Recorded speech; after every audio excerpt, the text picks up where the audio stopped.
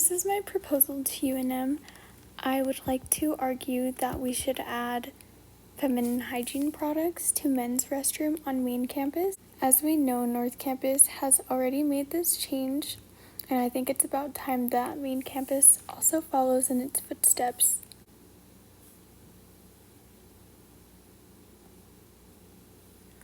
Call to action. Last year, on March 23rd, House Bill 134 was taken initiative by our representatives and congressmen in providing feminine hygiene products to all bathrooms in New Mexico. This House bill states that sanitary products such as tampons and pads are required to be added to women's bathrooms, gender-neutral bathrooms, and at least one men's bathroom. As this law goes into effect for all public bathrooms, it does not apply to private schools in New Mexico. As this law was called into action, UNM also began adding feminine hygiene products to all bathrooms, except for campus-wide male bathrooms on university main campus. As I mentioned earlier, they have added feminine hygiene products to men's bathroom on North Campus, but I've also noticed that these feminine hygiene products are not frequently stocked even in the women's bathrooms, and I would like to propose this not only to add feminine hygiene products to men's bathrooms, but to also make sure they are easily accessible as we keep them stocked in all restrooms at all times. Feminine hygiene products are healthcare products, so they should be easily available.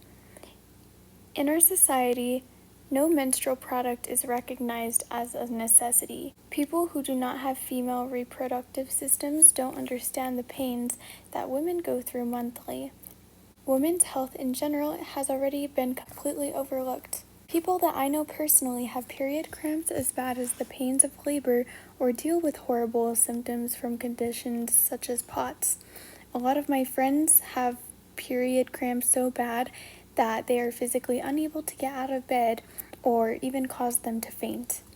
If we're able to fund feminine hygiene products in all bathrooms for schools in New Mexico, we can also afford providing these products in all bathrooms in New Mexico's public schools, and maybe even the private schools as well.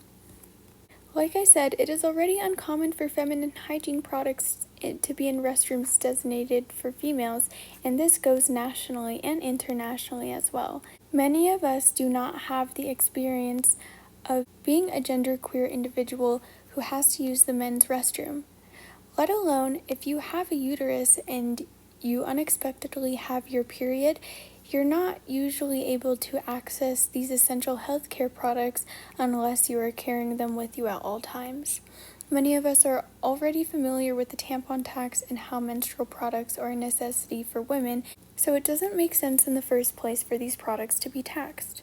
Some restrooms have feminine hygiene dispensers, however, they are not stocked. North Campus UNM is a great example of being more progressive, as bathrooms have already made these products available in male restrooms. Although we are more progressive than some other states and even other countries, there is still more work to be done.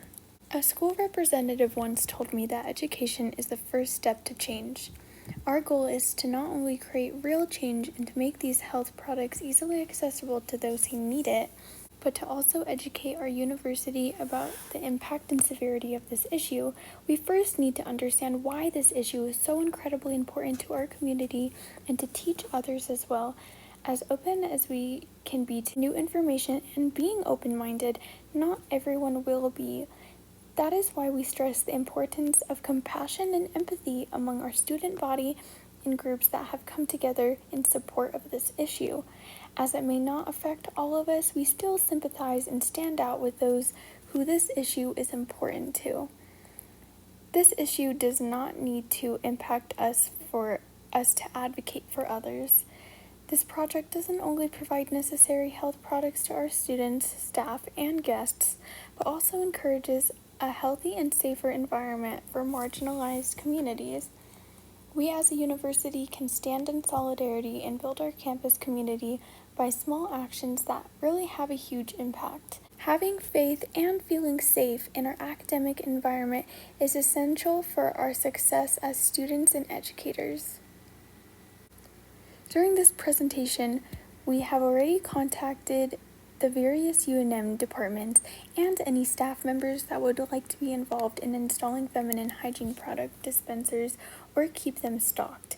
If we can, it would be ideal to have these products placed promptly in each bathroom, starting with our main campus UNM bathroom, as North Campus has already started this process and has been continuing to stock these healthcare products. Of course, we will always work around the schedules of all UNM faculty. Of course, we will always work around the schedules of UNM and their faculty. During this process, we even have offers for donations to jumpstart this project. What are our standards and criteria?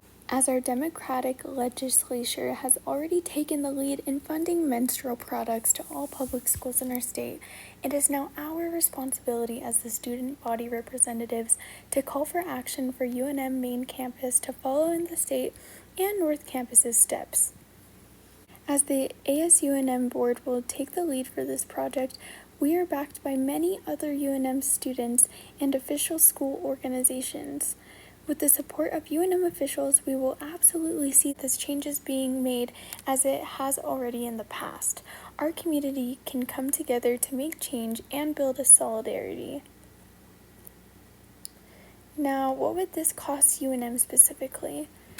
As I mentioned at the beginning of these slides, the House bill that was passed in our state already allocates approximately $3 million towards the purpose of this issue. This is so that no students have to pay for essential healthcare products. Our university is included as part of the financial scope for this bill as well.